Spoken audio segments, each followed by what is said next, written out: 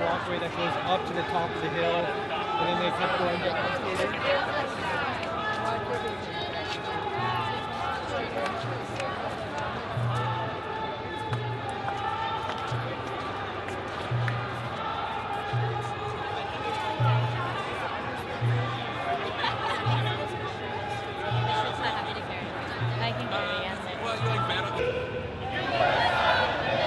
The road to peace. The road to peace.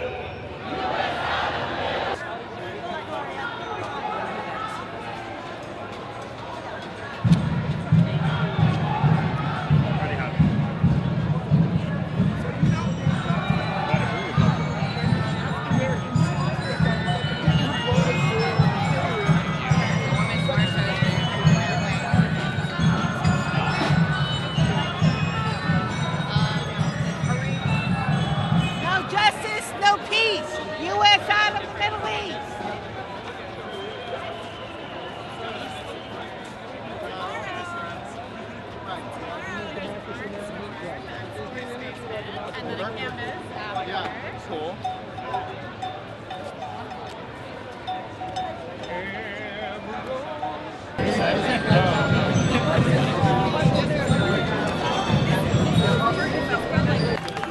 Now we'll hear from presidential candidates of the Party for Socialism and Liberation 2020.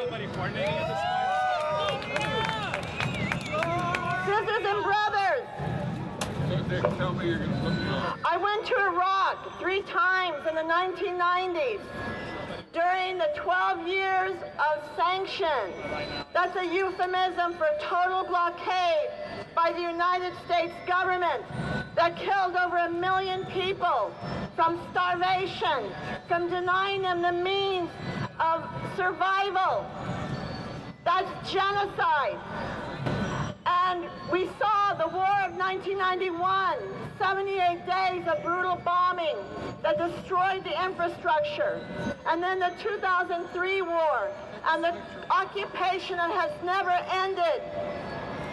And then you see on December 27th, the U.S.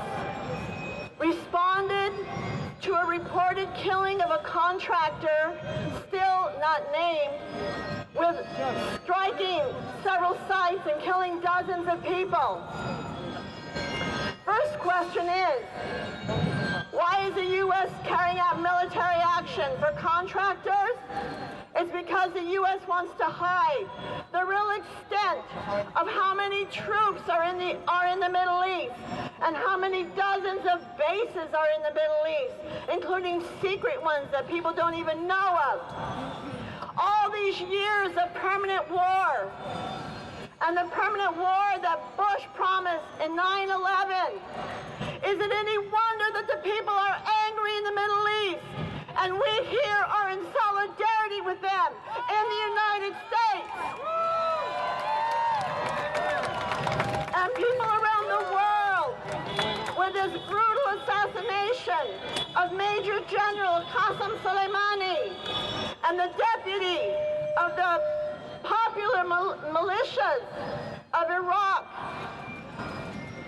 al-Muhanzi, the execution of them is a deliberate provocation for war.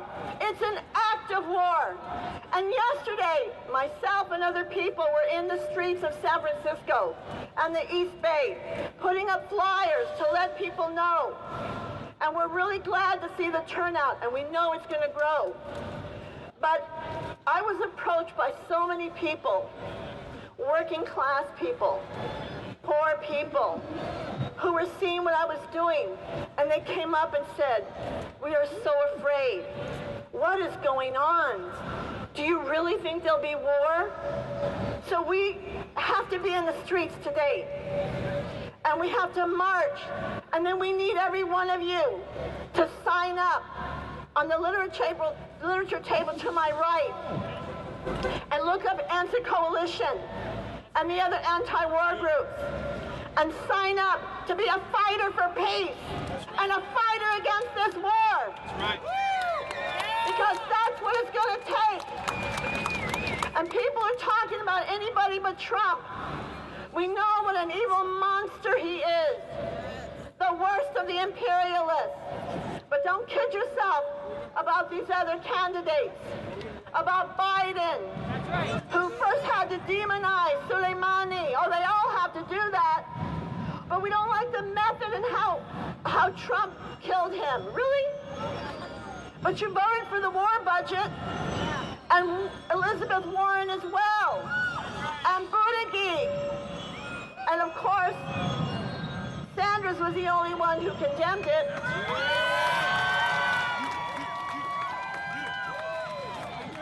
Now, there are contradictions, of course, but Sanders is speaking things that nobody's hearing from anybody else, or that others are only appropriating for their own use. That's right. But what it will take is not an election, sisters and brothers. It's going to take a movement of the millions to stop not only the wars, but to stop the occupations and the sanctions against countries like Venezuela, the blockade against Cuba, to say that the people of the world are sisters and brothers everywhere, and that the greatest enemy of peace is the United States government and the Pentagon. That's right. What's up, Gloria?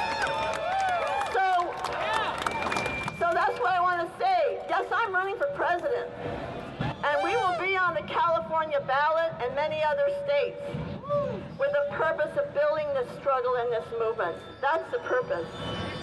And so we have to leave here today marching. Don't forget, this is not a one-day struggle. Things are very serious. The bombing yesterday of more leaders against ISIS and Al-Qaeda. And remember, Soleimani was a leader in the fight against ISIS and Al-Qaeda. He was revered. No, we don't accept that demonization. So I'm going to end here now to say, no war, no way, no war, no way, no war, no way. No war! No way! No war! Our next speaker, Mike Wong with the Veterans for Peace. Please welcome Mike Wong. Don't believe the lie that we should support the troops. When Iraq veterans came home from the war and they formed Iraq Veterans Against the War, which has now changed its name to About Face Veterans Against War, the United States did not support them. The United States dissed them. The United States tried to ignore them. They staged, along with Veterans for Peace, which is my generation of mostly Vietnam-era veterans, when we staged demonstration after demonstration, you never once saw the San Francisco Chronicle even mention that either Iraq Veterans Against the War or Veterans for Peace existed. So don't believe the lie that we should support the troops. The troops are among the people who will be used and abused in this war. Iran is 3 times the size of Iraq, both in geographical size and in population. The population is well educated and very capable. They have missiles that can strike our ships at sea, that can strike U.S. allies such as Israel. They can fight a guerrilla war. They have mountains like Afghanistan. They have cities like Iraq. They will be a formidable opponent. If you think that Iraq was bad, Iran will be worse.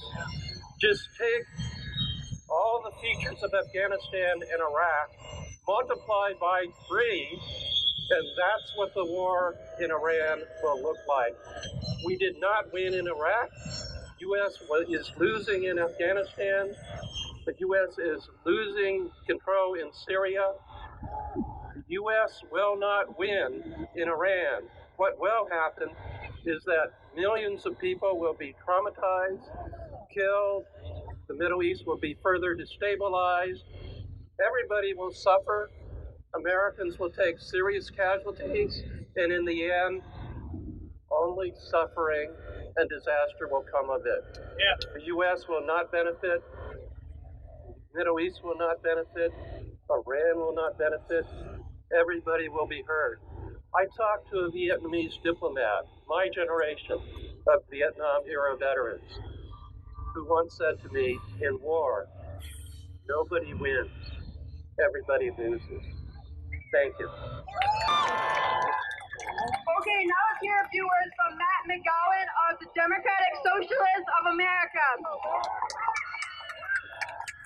Hey, good afternoon. Thank you to everyone for showing up today. Special thanks to Answer Coalition for organizing this demonstration. My name is Matt McGowan, and I'm co-chair of the Democratic Socialists of America San Francisco chapter. The DSA condemns the new wave of U.S. military violence in Iraq, including the recent bombings as well as the assassinations of Iranian military officials. We are here demanding no war with Iran and the full withdrawal of U.S. troops from Iraq. That's right. The urgency of this moment is hard to overstate. The nonstop brinksmanship of the Trump administration makes diplomacy impossible and excites the loudest and most bloodthirsty proponents of American empire and militarism. More soldiers, more sanctions, more violence and death shipped overseas, and all for what? More fodder in this doomed and unending struggle to force Middle Eastern states to bend to the will of imperial interests. It is hard to look at the history of American intervention in Iraq with anything but confusion and disgust, directionlessness and despotism, torture and profiteering, depleted uranium and collateral murder. The U.S. has been at war there since I was in middle school. An Iraqi citizen my age has never known a time that we weren't bombing their country. The cost of these conflicts in military dollars, in infrastructure and environmental damage, in civilian casualties are tragic and well-worn figures. The escalation of war in Iraq or a new front in Iran would be unconscionable on those grounds alone. But that the ruling class would reach such havoc and destruction on the world when the great challenges that face us demand international cooperation and solidarity. To have a fighting chance to withstand the effects of climate catastrophe, it is a particularly bleak and bitter truth. We here understand that no war waged by the rich is in our best interest.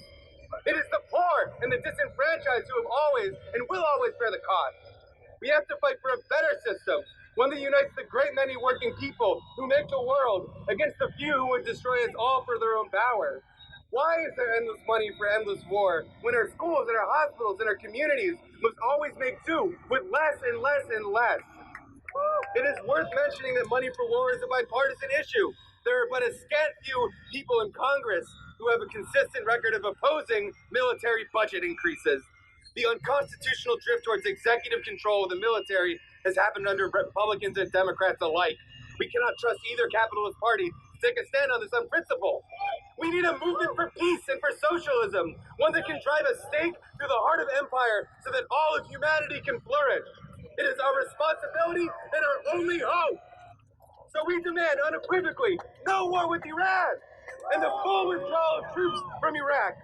We urge the U.S. to rejoin the Iran nuclear deal and to lift our devastating unilateral sanctions. We must do everything in our power to lay the foundation for a true and lasting peace for all humankind. So let our voices be heard here and across the country and around the world. No more war! No more war! No more war! No more war! No more war! Thank you. The real road to peace. U.S. out of the Middle East. The real road to peace. U.S. out of the Middle East. The real road to peace. U.S. out of the Middle East. The real road to peace. U.S. out of the Middle East. We have a couple more speakers. Our next speaker is John Jacobo. He's from the Mission District and activist with Calle 24, a longtime fighter here in San Francisco.